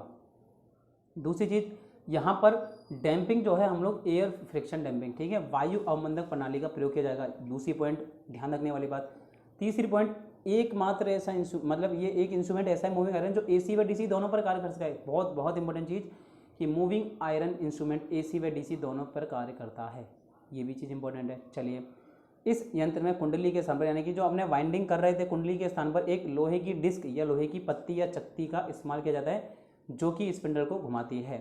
तो ये यंत्र अब दो तरह का हो गया, आकर्षण प्रकार का या फिर रिपल्शन प्रकार का। यानी कि आकर्षण यानी कि एट्रैक्शन टाइप या फिर रिपल्शन टाइप, आकर्षण व प्रतिकर्षण टाइप का होता है। ये चीज़ क्लियर होनी चाहिए सभी लोगों को। चलिए अब अगला देखते हैं, attraction type moving iron instrument. तो attraction type moving iron instrument कैसे होते हैं, देखिए सबसे पहले तो इसका मैं आपको डायग्राम दिखा देता हूँ। यहाँ देखिए एक परमानेंट मैग्नेट लगा रखी है, परमानेंट मैग्नेट के साथ में क्या करा, एक स्पिंडल कनेक्ट करा। अब ये स्पिंडल एयर फ्रिक्शन डैम्पिंग के साथ कनेक्ट है, देखिए एयर फ्रिक्शन डैम्पिंग इस तरह से था और एक कांटा कनेक्ट कर दिया गया है। अब देखिए वर्किंग किस तरह से करेगा ये यंत्र विद्युतिक चुंबकीय आकर्षण, ये एट्रैक्शन वाला प्रिंसिपल है, ठीक है। इस प्रकार के मापक यंत्र अमीटर वोल्टीमीटर के रूप में प्रयोग किए जाते हैं। बहुत अच्छी बात है, प्रयोग कर रहे हैं। इस यंत्र में मुख्यतः क्या होता है, एक बड़ी कुंडली, एक एंसेंट्रिक लोहे की डिस्क और दो ज्वेल बेरिंग पर आरोपित एक स्पिंडल, एक संकेतक यानी कि जो पॉइंटर होता है, दो मतलब अब इसमें स्प्रिंग कंट्रोल, सॉरी जो कंट्रोल कर रहे हैं वो ग्रेविटेशनल कंट्रोल जुड़े रहते हैं, पूर्वांकित पैमाना होता है तथा एयर फ्रिक्शन डैम्पिंग होती है। ये सारी चीज़ें होती हैं। दो चीज़ इंपॉर्टेंट क्या है, एक तो एयर फ्रिक्शन डैम्पिंग और दूसरा ग्रेविटी कंट्रोल होता है इसमें, ठीक है। अब बात करते हैं हम लोग इसकी वर्किंग किस तरह से होती है। देखिए जब यंत्र की वाइंडिंग में विद्युत धारा प्रवाहित की जाएगी, जैसे आप लोग इलेक्ट्रिकल करंट दोगे तो क्या होगा, मैग्नेट अपना चुंबकीय क्षेत्र स्थापित करेगी, मैग्नेट अपना चुंबकीय क्षेत्र स्थापित करेगी। अब जैसे ही मैग्नेट अपना चुंबकीय क्षेत्र बनाए तो जो लोहे की आयरन की डिस्क है यहाँ पे चुंबकीय क्षेत्र स्थापित हो जाएगा। ये डिस्क देखो, माना कि चुंबकीय क्षेत्र क्या है, लड़की, ये लड़की ने अपना मतलब ग्लैमर बिखेर दिया। अब ये लड़का आएगा यानी कि चुंबकीय डिस्क और ये यहाँ पे आके अट्रैक्ट हो जाएगा, यहाँ पे आके अट्रैक्ट हो जाएगा। तो ये लोहे की डिस्क को आकर्षित करती है, क्योंकि लोहे की डिस्क की बनावट अंडाकार है तो वह अपने केंद्र के दूर पर, ठीक है, अपने केंद्र से दूर एक सिरे पर स्पिंडल से जुड़ी रहती है। अभी अंडाकार है तो सेंटर पे थोड़ी दूर पे यहाँ पे स्पिंडल जुड़ा रहता है। अब डिस्क का बड़ा भाग तो कुंडली की ओर घूमता है। अब जो डिस्क है वो तो चुंबकीय क्षेत्र में रोटेट करने लग जाएगा, जिससे डिस्क से जुड़ा स्पिंडल भी घूमने लगता है और स्पिंडल से जुड़ा पॉइंटर भी घूमता है, और जो कि पूर्वांकित मान का पैमाना दर्शाता है। देखिए ये आपकी मैग्नेट है, ये आपका क्या है, ये देखिए अंडाकार आकृति का आपका डिस्क, चकती, जो भी आप कह रहे हो। अब ये घूमेगा तो इससे कनेक्टेड, देखिए यहाँ पे काउंटर वेट के रूप में मैंने जो लटकाना था वो लटका दिया बाहर, देखिए यहाँ पे ये काउंटर वेट के रूप में वेट भी लटका दिया। फिर मैंने डैम्पिंग दे दी, एयर फ्रिक्शन। तो जैसे ही ये रोटेट होगा उसके साथ ये स्पिंडल रोटेट होगा। स्पिंडल को कंट्रोल करने के लिए मैंने स्प्रिंग कंट्रोल लगा दिया, ग्रेविटी कंट्रोल लगा दिया, और डैम्पिंग को रोकने के लिए मैंने यहाँ पे क्या लगा दिया, एयर फ्रिक्शन डैम्पिंग लगा दी। तो ये हो गई इसकी वर्किंग। इंपॉर्टेंट क्या है, गुण, सबसे बड़ा गुण है ये AC व DC दोनों में समान रूप से कार्य में लिया जा सकता है, क्योंकि चुंबक एट्रैक्शन और रिपल्शन दोनों सिद्धांत पे कार्य करता है। चलिए दूसरा मुख्य लाभ क्या है इसका, कि मूविंग कॉइल का, जो मूविंग कॉइल यंत्र यानी कि जो मूविंग कॉइल था उसकी अपेक्षा मूविंग आयरन का मूल्य बहुत कम आता है। इस यंत्र की संरचना मूविंग कॉइल इंस्ट्रूमेंट की अपेक्षा टिकाऊ होती है और इस यंत्र में अधिक एम्पीयर मान की विद्युत धारा। डिसएडवांटेज क्या था मूविंग कॉइल में, वहाँ पे कम मान की विद्युत धारा हम लोग ऑपरेट करते थे, यानी कि कम मान की विद्युत धारा मेजर कर सकते थे, लेकिन यहाँ पे आप लोग ज़्यादा अमाउंट ऑफ DC करंट को भी मेजर कर सकते हैं। ये इसका एक बहुत बड़ा एडवांटेज है। चलिए अब डीमेरिट्स यानी कि हानियों की बात करें तो देखेंगे इस यंत्र का पैमाना अनुपातिक नहीं होता। इस यंत्र का पैमाना क्या होता है, देखिए F force is equal to I square, यानी कि देखिए इसका पैमाना कैसा था आपको मैं दिखा देता हूँ। नीचे स्केल देखिए, पहले तो 0 से 5 कितना कम है, फिर 10 थोड़ा बड़ा, 15 बड़ा, देखिए फिर 20, कितना चौड़ा होता जा रहा है ना। पहले ये श्रिंक था फिर बड़ा होता जा रहा है, पहले ये श्रिंक था यानी कि नैरो था, उसके बाद ये वाइड रेंज इसकी बढ़ती जा रही है। तो कांटा देखिए इस तरह से होता है, पहले 0 से 5 फिर 10 और फिर ये 20, तो इस तरह से इसका कांटा बढ़ता हुआ जाता है। ध्यान रखेंगे कि मूविंग आयरन टाइप इंस्ट्रूमेंट का पैमाना अनुपातिक नहीं होता। तो आपसे पूछेंगे बताइए वो कौन सा इंस्ट्रूमेंट है जिसका पैमाना अनुपातिक नहीं होता। मूविंग आयरन, मूविंग कॉइल, हम टिक करेंगे मूविंग आयरन, ध्यान रखें। और इसमें जो चुंबकीय अट्रैक्शन फोर्स है ना वो करंट के, क्योंकि व्युत्क्रमानुपाती होता है, करंट के वर्ग के अनुक्रमानुपाती यानी कि समानुपाती होता है, इसी वजह से इसका पैमाना समानुपाती नहीं होता। इस यंत्र में ग्रेविटेशनल कंट्रोल प्रयोग किए जाने के कारण यंत्र में थोड़ी सी फ्रिक्शन की त्रुटि विद्यमान रहती है, कोई बात नहीं है तो थोड़ी बहुत। यंत्र में हिस्टेरेसिस, फ्रीक्वेंसी परिवर्तन तथा बिखरे हुए चुंबकीय क्षेत्र के कारण पाठ्यांक में कुछ प्रकार की त्रुटि भी आ जाती है। इस यंत्र में वोल्टमीटर के रूप में अधिक यथार्थ नहीं होता, क्योंकि किसी वोल्टमीटर से प्रवाहित होने वाली विद्युत धारा का मान न्यूनतम होना चाहिए। वोल्टमीटर को देखो, अगर आपको वोल्टेज मेजर करना है तो करंट का मान आपको कम रखना पड़ेगा, जबकि इस यंत्र के प्रचालन के लिए अधिक विद्युत धारा का मान आवश्यक पड़ता है। तो ज़्यादातर क्या है, वोल्टमीटर हम लोग इसका इस्तेमाल नहीं करते हैं, ये चीज़ ध्यान रखेंगे। चलिए, तो ये हो गया आपका एट्रैक्शन टाइप। अब इसके बाद हम लोग देखते हैं repulsion type moving iron instrument. अब रिपल्शन क्या है कि धक्का देगा, तो देखिए यहाँ पे मैंने एक मैग्नेट ये रही, एक और चीज़ यहाँ पे लगा रखी है, स्प्रिंग कंट्रोल, देखिए ये स्थिर पत्ती यहाँ पे लगा रखी है, ठीक है। अब कैसे क्या इसमें हो रहा है देखते हैं। चलिए, यह यंत्र समान ध्रुवता वाले, अब आपको पता है कि जब नॉर्थ और साउथ पोल आपस में होंगे तो ये अट्रैक्ट करेंगे, और जब सेम सेम नॉर्थ नॉर्थ, ठीक है, जैसे मानो लड़का लड़की तो अट्रैक्ट करेंगे, और लड़का लड़का होगा तो क्या है, लड़ेंगे, डिशुम डिशुम करेंगे, दो लड़के होंगे तो हमेशा डिशुम डिशुम करेंगे। यानी कि समान ध्रुवता वाले मैग्नेटिक पोल में विद्यमान रिपल्शन फोर्स के सिद्धांत पर कार्य करती है। आकर्षण प्रकार के मापक यंत्रों की तुलना में प्रतिकर्षण मापक यंत्र अधिक एक्यूरेट, ठीक है, अधिक परिशुद्ध होते हैं, और इस यंत्र में मुख्यतः एक बड़ी बेलनाकार वाइंडिंग, यानी कि कहता है एक बड़ी बेलनाकार कुंडली होती है, तो जो कि दो ज्वेल बेरिंग पर स्थित रहती है। स्पिंडल के साथ जुड़ी एक मूविंग वेन होती है, और कुंडली के ढांचे से जुड़ी एक फिक्स वेन भी लगाई जाती है। बाल कमानी, संकेतक, पूर्वांकित पैमाना, ये सब होता है। सबसे इंपॉर्टेंट चीज क्या है, बाल कमानी से आप क्या समझेंगे कि रिपल्शन टाइप में स्प्रिंग कंट्रोल प्रयोग किया जाएगा, रिपल्शन टाइप में स्प्रिंग कंट्रोल मेथड प्रयोग करेंगे डैम्पिंग के लिए। दूसरा यहाँ पे देखिए डैम्पिंग कौन सी है, एयर फ्रिक्शन डैम्पिंग है। तो हर इंस्ट्रूमेंट में दो चीज आपको ध्यान रखनी है, कौन सा स्प्रिंग कौन सा कंट्रोल है, डैम्पिंग कंट्रोल क्या है, सॉरी कंट्रोलिंग टॉर्क कौन सा है, और आपका डैम्पिंग टॉर्क कौन सा है। तो रिपल्शन टाइप में कंट्रोलिंग टॉर्क कौन सा है, आपका स्प्रिंग कंट्रोल, जबकि अट्रैक्शन में क्या था आपका काउंटर वेट वाला, यानी कि गुरुत्वाकर्षण, और दोनों जगह एयर फ्रिक्शन डैम्पिंग है, ये चीज ध्यान रखेंगे। कांटा देखिए वही, इसका कांटा समरूप नहीं होता, अनुपातिक नहीं होता है। कार्यप्रणाली की अगर बात करें तो जब यंत्र की वाइंडिंग में जैसे करंट फ्लो करेगा तो वहां पर एक चुंबकीय क्षेत्र स्थापित होगा, जो कि सचल या स्थिर पत्तियों में समान पोलैरिटी का चुंबकत्व उत्पन्न करेगा। अब जबकि फिक्स और मूविंग है तो दोनों में क्या है, समान पोलैरिटी, तो फिक्स तो अपना फिक्स है, अब मूविंग कॉइल क्या है, इससे जाके चिपक जाएगी। तो समान चुंबकीय ध्रुव में प्रत्याकर्षण होता है, जिसके फलस्वरूप स्पिंडल तथा उसके साथ जुड़ा कांटा घूमने लगता है, और वह एक पूर्वांकित पैमाने पर विद्युत धारा का मान दर्शाता है। तो इस यंत्र में एसी विद्युत धारा का मापन किया जाए, मान लो कि इस यंत्र से अगर एसी विद्युत धारा का मापन किया जाए तो उसकी प्रवाह की दिशा परिवर्तित होने पर भी, उसमें फ्लो की दिशा परिवर्तित होने पर भी सचल तथा स्थिर पत्तियों में एक समान पोलैरिटी वाला चुंबकत्व उत्पन्न होता है, एक समान पोलैरिटी वाला चुंबकत्व उत्पन्न होता है, और चुंबकीय प्रत्याकर्षण यथावत विद्यमान रहता है। सो ये था आपका रिपल्शन टाइप इंस्ट्रूमेंट। बात करें स्पेसिफिकेशन की तो देख लेना, इस यंत्र के गुण तथा अवगुण आकर्षण टाइप के इंस्ट्रूमेंट के समान ही होते हैं। एक अतिरिक्त विशेषता क्या है कि ये इंस्ट्रूमेंट एक तो आकर्षण टाइप के मूविंग इंस्ट्रूमेंट की अपेक्षा अधिक सुग्राही यानी कि एक्यूरेट रीडिंग देता है, क्योंकि आकर्षण की क्रिया प्रतिकर्षण की क्रिया की अपेक्षा शीघ्रता से होती है, ठीक है। आकर्षण इतनी जल्दी नहीं होगा भाई साहब, आपको अगर एक लड़की को पटाना है तो आप देखो, या लड़के को पटाना है तो आपको कितनी मेहनत करनी पड़ेगी, बट इन सेंस आपको लड़ाई करने के लिए ज़्यादा देर नहीं लगती। लड़ाई करनी तो दो गाली दे दो सामने वाले को, आपको मारने आ जाएगा, मगर अगर प्यार करना है, दोस्ती करनी है तो आप लोगों को समय लगता है, ध्यान दें। अब कुछ अंतर हैं मूविंग आयरन और मूविंग कॉइल टाइप इंस्ट्रूमेंट के देखेंगे। सबसे पहला क्या, इसका उपयोग मूविंग कॉइल का सिर्फ एसी में डीसी में किया जाता है, जबकि मूविंग आयरन का एसी व डीसी दोनों में। मूविंग कॉइल में एडी करंट डैम्पिंग का प्रयोग किया जाता था सिर्फ, और जबकि यहाँ पर एयर फ्रिक्शन डैम्पिंग का प्रयोग किया जाता है मूविंग कॉइल में। मूविंग कॉइल में स्थायी चुंबक प्रयोग किए गए थे, जबकि यहाँ पे विद्युत चुंबक, मूविंग आयरन में विद्युत चुंबक। मूविंग कॉइल में जो वाइंडिंग थी वो सचल यानी कि मूवमेंट करती थी, जबकि मूविंग आयरन में पत्ती स्थिर, एक स्थिर रहती है और एक मूवमेंट करती है। मूविंग आयरन अधिक सेंसिबल था, ठीक है, सुग्राही था, जबकि ये उसकी तुलना में, किसकी बात करें तो ये मूविंग कॉइल की तुलना में मूविंग आयरन का सुग्राही एक्यूरेसी कम होती है, ठीक है। मूविंग कॉइल में जो पैमाना था वो अनुपातिक था, जबकि मूविंग आयरन में पैमाना अनुपातिक नहीं होता है। 7 देखेंगे, मूविंग कॉइल के द्वारा ली गई माप अधिक एक्यूरेट होती है, जबकि मूविंग आयरन के द्वारा ली गई माप अधिक एक्यूरेट नहीं होती। मूविंग कॉइल की बनावट कम मजबूत होती है, जबकि मूविंग आयरन की बनावट अधिक मजबूत होती है।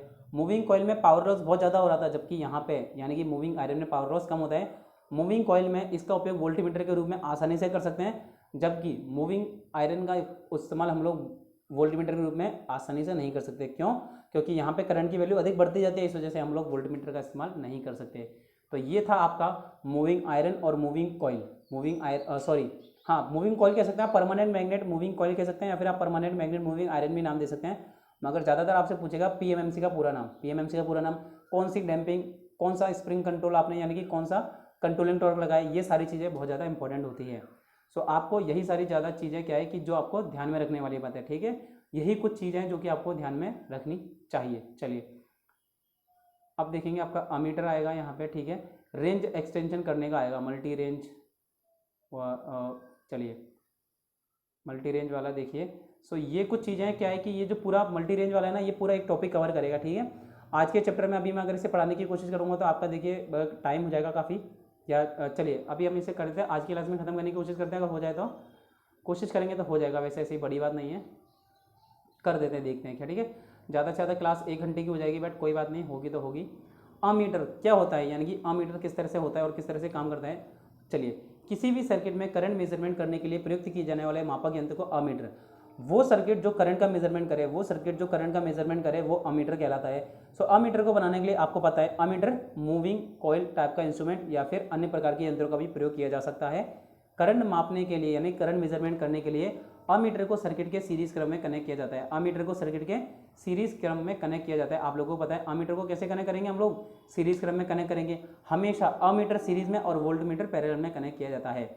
सो मूविंग कॉइल यंत्र की सुग्राह्यता, यानी कि अगर मुझे इसकी एक्यूरेसी बढ़ानी है तो इस यंत्र में ये आपका अमीटर होता है। अमीटर में ध्यान रखो, अगर इसकी एक्यूरेसी बढ़ानी है तो इसके अंदर रेजिस्टेंस का मान जितना हो सके कम होना चाहिए। रेजिस्टेंस का मान जितना हो सके कम होना चाहिए। थोड़ा सा अंधेरा ऐसा मुझे लग रहा है तो मैं थोड़ा सा लाइट चला देता हूँ। चलिए थोड़ा सा बहुत उजाला लाइट पे फर्क पड़ा है। देखिए अब पता है कि अमीटर क्या है, कम करंट को मेजर करता है। तो अमीटर का अधिक करंट को मेजर करने के लिए, ठीक है, अमीटर अधिक करंट मेजर करे तो इसका रेंज का एक्सटेंशन कर रहा हूँ, ठीक है। क्या कर रहा हूँ मैं, इसकी रेंज को बढ़ा रहा हूँ। तो देखिए अभी इतनी सारी रामायण है, ठीक है, इतनी सारी रामायण हालांकि अपने काम की नहीं है, फिर भी मैं आपको बता देता हूँ कि क्या है मेन चीज़। मौलिक मीटरों की मूविंग कॉइल स्वयं अधिक धारा वहन नहीं कर सकती क्योंकि वो बहुत महीन तार, जो आपके छोटे छोटे इंस्ट्रूमेंट होते हैं ना, आप कॉपर वायर देखना एकदम पतला पतले तार की बनी होती है, तो ये अधिक करंट सहन नहीं कर सकती। तो मूविंग कॉइल से अधिक करंट मापन के लिए क्या करेंगे, हम लोग एक रेजिस्टेंस लगाते हैं, एक छोटा सा रेजिस्टेंस लगाएंगे जिसे कि हम शंट रेजिस्टेंस कहते हैं। तो ध्यान रखेंगे ये जो छोटे छोटे इंस्ट्रूमेंट होते हैं करंट मेजरमेंट करने वाले, अगर अधिक करंट मेजरमेंट करनी है तो मोटे तार लगाने पड़ेंगे, जिससे इंस्ट्रूमेंट बड़ा हो जाएगा। इसीलिए इसमें कहते हैं हम लोग एक शंट रेजिस्टेंस लगाते हैं, और ये शंट रेजिस्टेंस क्या करेगा, जो आपकी नॉर्मल करंट थी उससे अधिक धारा का मेजरमेंट कर सकता है। शंट रेजिस्टेंस के द्वारा मौलिक अमीटर द्वारा अधिक करंट को मेजरमेंट किया जा सकता है। बस सिर्फ इतनी चीज इसमें पढ़नी है, बाकी चीजें कैंसिल करो। देखो ये आपका नॉर्मल अमीटर था, मैंने क्या बोला शंट में देखो आपने क्या लगा दिया, एक रेजिस्टेंस लगा दिया। जैसे आपने शंट में ज़्यादा रेजिस्टेंस लगाया तो ज़्यादातर करंट तो क्या है यहाँ से फ्लो हो जाएगी, ज़्यादा करंट मेरी यहीं से निकलेगी। अब जैसे करंट यहाँ से निकलेगी तो यहाँ पे हम लोग कम करंट का मेजरमेंट कर लिया, तो वो उसका एक रेशो फिक्स हो जाता है, उसका क्या है एक रेशो फिक्स हो जाता है। ये चीज़ ध्यान रखेंगे, ठीक है, एक रेशो हम लोग फिक्स कर देते हैं। इतनी चीज़ आपको समझ में आनी चाहिए कि जो अमीटर का रेंज एक्सटेंशन करते हैं, अमीटर का रेंज एक्सटेंशन किया जाता है वो किस प्रकार से किया जाता है कि इसके सीरीज में हम लोग शंट में एक रेजिस्टेंस ऐड कर देते हैं। देखिए मान लो कि जो अमीटर का रेजिस्टेंस 10 ओम था, आपने 5 ओम का एक रेजिस्टेंस ऐड कर दिया, तो 4.5 एम्पियर की जो करंट थी 1.5 एम्पियर तो इसमें चल गई, 3 एम्पियर ज़्यादा इसमें चल गई। यानी कि शंट का रेजिस्टेंस का मान बहुत कम रखेंगे। कम क्यों रखेंगे, जिससे ज़्यादा करंट उसमें से फ्लो हो जाए और ऊपर हमारे को कम करंट ही फ्लो हो, जिससे हम लोग मेजरमेंट कर सकें। तो टोटल तो यहाँ 4.5 एम्पियर है ना, तो उस तरह से हम लोग करंट का मेजरमेंट कर सकते हैं। तो ये था आपका शंट रेजिस्टेंस का अमीटर से कनेक्शन और शंट मूविंग कॉइल अमीटर के रेंज का विस्तारण। तो पैरेलल में कनेक्ट दो रेजिस्टेंस के बीच करंट के प्रवाह का विभाजन उसके इनवर्स रेजिस्टेंस के इनवर्सली प्रोपोर्शनल होता है। ये चीज़ आप समझ गए होंगे। तो प्रत्येक मूविंग कॉइल का एक निश्चित, जितने भी आपने मूविंग कॉइल इंस्ट्रूमेंट प्रयोग किए उसका एक फिक्स डीसी रेजिस्टेंस होता है, जबकि कॉइल के पैरेलल में हम लोग अधिक शंट का रेजिस्टेंस जोड़ा जा सकता है। वो मेरी इच्छा है कि मैं अधिक जोड़ूंगा या कम जोड़ूंगा, ये मेरे ऊपर निर्भर करता है, ठीक है। तो इतनी जो रामायण है ना, ये कि हमारे किसी भी काम की नहीं है। अब मानो कि voltage drop in parallel circuit, आपको पता है पैरेलल सर्किट में वोल्टेज का मान सेम रहता है, तो यहाँ पे कुछ ड्रॉप भी होता है। देखिए चित्र में प्रदर्शित समांतर परिपथ में दो रेजिस्टेंस के सिरों पर वोल्टेज समान है, ठीक है। यहाँ जो रेजिस्टेंस और यहाँ जो रेजिस्टेंस है वोल्टेज का मान समान रहने वाला है। ये पहले स्पष्ट किया जा चुका है कि किसी भी रेजिस्टेंस के सिर पर वोल्टेज रेजिस्टेंस के प्रतिरोध मान और उसमें प्रवाहित होने वाली धारा के गुणनफल। आपको पता है वोल्टेज किसके प्रोपोर्शनल होता है, आई आर के, ठीक है, करंट और रेजिस्टेंस के समानुपाती होता है। तो ये देखिए यहाँ वोल्टेज है, तो देखिए एक रेजिस्टेंस ये, एक रेजिस्टेंस ये है, तो VR2 की बात करें वो किसके समानुपाती होगा, जो इस रेजिस्टेंस में करंट है और जो इसके अंदर वोल्टेज है उसके समानुपाती होगा। इससे हम लोग क्या कह सकते हैं, चूंकि रेजिस्टेंस R1 व R2 के सिरों पर समान वोल्टेज है, ठीक है। देखिए आप एक चीज़ हमेशा ध्यान दीजिए, पैरेलल में वोल्टेज समान होगा, यहाँ जितना वोल्टेज और यहाँ जितना वोल्टेज है बिल्कुल समान रहेगा, यहाँ जितना वोल्टेज दिया और इन दोनों के बीच में जो वोल्टेज है वो समान रहेगा, पैरेलल में वोल्टेज समान रहता है। तो वोल्टेज समान है, इसलिए रेजिस्टेंस R1 के अक्रॉस वोल्टेज VR1 और रेजिस्टेंस R2 के अक्रॉस वोल्टेज VR2 के बराबर होती है, जिससे मैं क्या कह सकता हूँ VR1 क्या हो जाएगा IR1 R1, ठीक है। तो देखिए ये हो गया आपका रेजिस्टेंस, यानी कि पहले रेजिस्टेंस में वोल्टेज और दूसरे रेजिस्टेंस में वोल्टेज समान होता है। तो इस समीकरण की गणना से करंट मेजरमेंट के लिए वांछित शंट रेजिस्टेंस की गणना कर सकते हैं, यानी कि अब मुझे शंट रेजिस्टेंस में कितना लगाऊं, देखिए अब मैं R1 के सिर पर वोल्टेज की बात करूं तो IR1 हो गया, I1 R1, और R2 रेजिस्टेंस में IR2 R2 हो गया। अब इन दोनों के सिरों पर वोल्टेज समान है, तो इससे मैं क्या कह सकता हूँ, जो पहला वोल्टेज और दूसरा वोल्टेज है समान है, और दूसरा करंट, यानी कि ये इक्वेशन आ गई मेरे पास, ठीक है। मैं सिंपली कहता हूँ VR1 बराबर VR2, तो VR1 का फॉर्मूला हो गया IR1 R1 और VR2 का फॉर्मूला हो गया IR2 R2, ठीक है। ये समीकरण आप लोगों को मिल गई, और इसी से मैं अपना शंट रेजिस्टेंस निकाल लूंगा। अब कैसे निकालूंगा, देखिए अभी नीचे आएगा शंट इक्वेशन। अब मैं मानता हूं कि मेरे पास समीकरण में तीन राशि, देखिए समीकरण क्या है, मैं ये कहता हूं, देखिए मानो कि मेरा एक इंस्ट्रूमेंट है, तो इस इंस्ट्रूमेंट का एक रेजिस्टेंस होगा, इस इंस्ट्रूमेंट का एक अपना खुद का एक रेजिस्टेंस होगा, और एक शंट रेजिस्टेंस मैंने ऐड करा है, ठीक है। तो ये R1 R2। अब देखिए यहाँ जो वोल्टेज है V1 और यहाँ जो वोल्टेज है V2, वो दोनों बराबर होंगे नहीं होंगे। तो क्या मैं ये इस इक्वेशन से, देखिए ये जो पहले वाली जो मैंने चित्र बनाया था, यहाँ जो R1 था, क्या वो R1 अब RM नहीं हो गया, RM हो गया, और करंट IM हो गई, और यहाँ जो R2 था वो RSH हो गया, ठीक है। तो यहाँ अब मैंने इक्वेशन क्या बना ली, ISH RSH is equal to IM RM। अब मान लो कि मुझे पता है कि जो मेरा इंस्ट्रूमेंट के अंदर करंट की रेटिंग क्या है, उसका जो रेजिस्टेंस है वो क्या है, और मैंने जो करंट शंट में जा रही है वो भी मुझे पता है। तो क्या मैं इससे शंट का रेजिस्टेंस निकाल सकता हूँ, तो देखिए अगर मुझे 3 वैल्यू पता है 4 में से, तो मैंने शंट का रेजिस्टेंस निकाल लिया। तो किसी भी समीकरण के लिए, किसी भी अमीटर के लिए शंट रेजिस्टेंस का मान किस प्रकार निकाला जाता है, उसकी इक्वेशन ये होगी। तो आपसे ही पूछेगा, बताइए अगर मुझे अमीटर की रेंज एक्सटेंड करनी है, अमीटर की रेंज बढ़ाने के लिए जो रेजिस्टेंस शंट रेजिस्टेंस लगाया जाता है उसको निकालने का सूत्र क्या है, IM RM अपॉन ISH। तो ये फॉर्मूला आपको क्लियर होना चाहिए, बाकी बातें नहीं करनी हमें। अब आप बोलो कि यार शंट करंट कैसे निकालेंगे सर, शंट करंट कैसे पता होगी। तो देखो टोटल करंट, आपकी जो टोटल करंट है उसमें से आपको ये पता कि भाई मेरे मीटर में इतनी करंट जाएगी, मेरा मीटर इतनी करंट की रेंज का है, तो बाकी की बची हुई करंट कहाँ जाएगी, शंट में जाएगी। तो इस तरह से आप ISH is equal to I minus IM करके शंट करंट निकाल सकते हो। फिर बोलो कर तो सर शंट का रेजिस्टेंस निकल जाएगा, बिल्कुल। IM पता है, RM पता है, ISH निकाल ली, तो इस तरह से आप शंट का रेजिस्टेंस निकाल सकते हैं। तो देखिए शंट रेजिस्टेंस की गणना करने एक एग्जांपल दिया है कि मानो एक मिली एम्पियर अमीटर को विस्तारित करके 10 मिली एम्पियर की रेंज का बनाना है। क्या करा है, रेंज कहाँ तक ले जानी है, मुझे 10 मिली एम्पियर तक ले जानी है, बिल्कुल साफ ले जाओ। एवं मूविंग कॉइल का रेजिस्टेंस 27 ओम है। तो मूविंग कॉइल का रेजिस्टेंस दे इसने मेरे को मानो कि RM दे दिया मेरे को 27 ओम, और अमीटर के रेंज को 10 मिली एम्पियर तक विस्तारित करने का अर्थ है जब संकेत तक पूर्ण पैमाना देगा तब संपूर्ण परिपथ में 10 एम्पियर की करंट, यानी कि मान लो जब ये डिफ्लेक्शन पूरा का पूरा देगा तब यानी कि 10 मिली एम्पियर की करंट फ्लो होती है। इसी तरह से तो करंट के रेशियो को बांटा जाता है। सो फॉर्मूला क्या हो जाएगा, I का मान 1 मिली एम्पियर, ठीक है, यानी कि 10 मिली एम्पियर हो गया ये, सॉरी RM 27 है, ISH आप निकाल लोगे यहाँ से, ISH आप लोग यहाँ से निकाल लेंगे, 9 मिली एम्पियर आ गया। तो शंट रेजिस्टेंस का फॉर्मूला क्या था, IM RM अपॉन ISH। तो IM 0.001 है, RM 27 ओम है, और ISH का मान 0.009 है।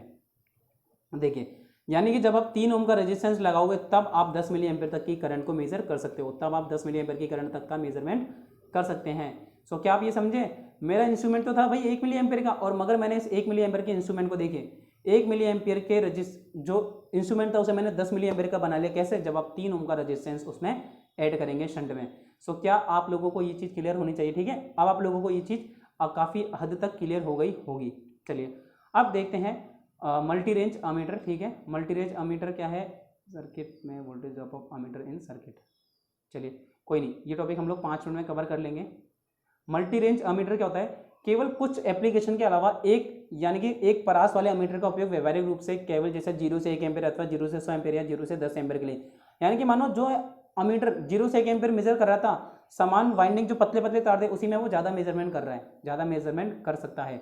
तो अनेक स्थानों विशेषकर दोष निवारण के लिए अनेक अलग से अमीटरों का उपयोग उपकरणों की करंट को मेजरमेंट करने के लिए व्यवहारिक होता है। इन स्थितियों में एक मल्टी रेंज का अमीटर प्रयुक्त किया जा सकता है। मल्टी रेंज का अमीटर कैसे करा, देखो मैंने क्या करा, जो अमीटर था नॉर्मल वो तो था, मगर मैंने जो शंट लगाए वो अलग अलग शंट लगा दिए। एक मानो मैंने 3 ओम 50 ओम कितना भी लगा दिया, यानी कि जब मैं एक शंट लगाया, मानो एक शंट लगाया तो उससे 1 एम्पेयर की करंट, दूसरा शंट 10 मिली एम्पेयर की दे रहा है और तीसरा मुझे 100 मिली एम्पेयर दे रहा है, कुछ भी दे रहा है। और यहाँ पे एक स्विच लगा दिया, जब मुझे जितनी करंट मेजर करनी है तो उस स्विच को उस शंट पे कनेक्ट कर दिया जाएगा। तो ये होता है आपका multi range ammeter, multi range ammeter. तो देखिए एक मल्टी रेंज अमीटर में एक मौलिक अमीटर के सिरों पर जोड़ने वाले अनेक शंट रेजिस्टेंस होते हैं, यानी कि इसमें अनेक शंट रेजिस्टेंस होते हैं। वांछित करंट मेजरमेंट के लिए एक रेंज स्विच का प्रयोग एक विशेष शंट रेजिस्टेंस चैन, यानी कि एक आपका रेंज स्विच होता है, ठीक है, रेंज स्विच, यानी कि जो रेंज स्विच आप दबाएंगे तो वो उसको कनेक्ट करके आपका शंट रेजिस्टेंस को सर्किट में कनेक्ट कर देगा और आपकी उसी के अमाउंट की करंट आपकी फ्लो होगी और आपको रीडिंग दर्शाएगा। तो ये होता है मल्टी रेंज अमीटर। अगर आज के बाद आपसे कोई पूछे मल्टी रेंज अमीटर क्या होता है तो आप वो बता सकें। चलिए वोल्टेज ड्रॉप इफेक्ट। अब वोल्टेज ड्रॉप इफेक्ट क्या होगा, अब मान लो कोई भी इंस्ट्रूमेंट है तो उसमें वोल्टेज ड्रॉप तो होगा नहीं होगा अमीटर में। तो किसी सर्किट में उच्च धारा मापन के लिए प्रयुक्त अमीटर में कुछ वोल्टेज ड्रॉप भी होता है। वोल्टेज ड्रॉप क्या है, इनपुट पे जो वोल्टेज दी और आउटपुट पे अगर वोल्टेज कम ली तो बीच में जो वोल्टेज कहाँ गई, हानि। वोल्टेज ड्रॉप एक तरह की वोल्टेज हानि है। तो ये वोल्टेज ड्रॉप सर्किट की कार्यप्रणाली को प्रभावित करता है। आइडियल अमीटर, जो आइडियल अमीटर है उसमें क्या होता है, आप मानते हैं कि करंट फ्लो होगी, अमीटर में करंट फ्लो होगी और करंट का फ्लो होगी जब रेजिस्टेंस का मान कम होगा। तो हम मानते हैं आइडियल अमीटर में इंटरनल रेजिस्टेंस 0 होता है। ये एग्जाम में कई बार फॉर्मूला क्वेश्चन पूछ सकते हैं, तो इस क्वेश्चन को ध्यान रखेंगे। जिससे अमीटर के अक्रॉस करंट का फ्लो होने पर वोल्टेज ड्रॉप कम हो जाता है। तो जैसे अमीटर के अक्रॉस करंट का फ्लो होगा वोल्टेज ड्रॉप कम हो जाता है। बिल्कुल सही बात है, वोल्टेज ड्रॉप कम हो जाएगा। परंतु व्यावहारिक रूप से ये संभव नहीं है कि 0 तो नहीं होगा, कुछ ना कुछ तो होगा ही होगा। तो देखिए आरएम रेजिस्टेंस जो था मीटर का, हम लोग क्या निकालेंगे, V/I, ठीक है, रेजिस्टेंस निकाल लिया। सो मान लो सब बातें छोड़ो, आपको अगर वोल्टेज ड्रॉप निकालना है तो वोल्टेज ड्रॉप होगा आर्मेचर के निकट, तो IRA, ठीक है, क्या होगा IRA, यानी कि जो टोटल करंट है और जो रेजिस्टेंस है उसकी मदद से हम लोग वोल्टेज ड्रॉप को निकाल सकते हैं। सिर्फ हमें तो इतनी बात ध्यान रखनी है। चलिए अब एवं रेजिस्टेंस कैसे निकालेंगे, आरएम रेजिस्टेंस देखिए V/I और V टोटल क्या है, जो R+A, ठीक है, जो दोनों रेजिस्टेंस है उसकी मदद से निकालेंगे। बाकी ये फॉर्मूला क्या इतना आता नहीं है वोल्टेज ड्रॉप का, ठीक है, वोल्टेज ड्रॉप का बेसिक आपसे फॉर्मूला पूछा जाएगा, ठीक है, कि वोल्टेज ड्रॉप आप लोग किस प्रकार से निकालेंगे, बस खत्म। एरर की बात करें तो देखिए जो मेजरमेंट, जो मीटर का मेन रेजिस्टेंस है minus shunt resistance upon shunt resistance करके अपन वो फॉर्मूला भी निकाल सकते हैं। अब इंपॉर्टेंट चीज़ क्या है जो कि आपके एग्जाम में आएगी, उपरोक्त चित्र में केवल उच्च प्रतिरोध को मापने के लिए अधिक उपयोगी है। जैसे कि हम लोगों को जो मल्टी रेंज अमीटर जब हम लोग अपन काम में लेते हैं तो ये क्या है, हाई रेजिस्टेंस को मापने के लिए और दूसरी बात हाई करंट को मेजर करने के लिए इस्तेमाल किए जाते हैं। तो इस टॉपिक को भी साइड में रखो। अब ये देखिए कुछ न्यूमेरिकल है जो कि आपको ध्यान रखने हैं, कुछ न्यूमेरिकल्स है जो कि आपको ध्यान रखने हैं, ठीक है।